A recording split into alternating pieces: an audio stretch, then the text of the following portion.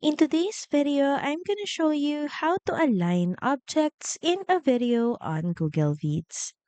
So first is open up your project and select the objects you want to align.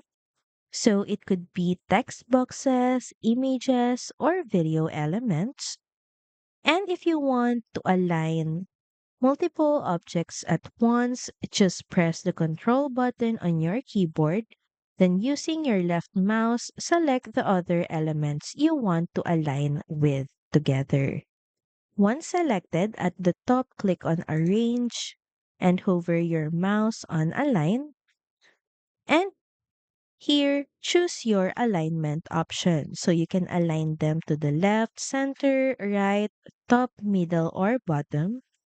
And lastly, fine tune the placement by nudging objects slightly with your arrow keys on the keyboard for perfect precision. And that's it. Thank you very much for watching this video and see you again on the next one.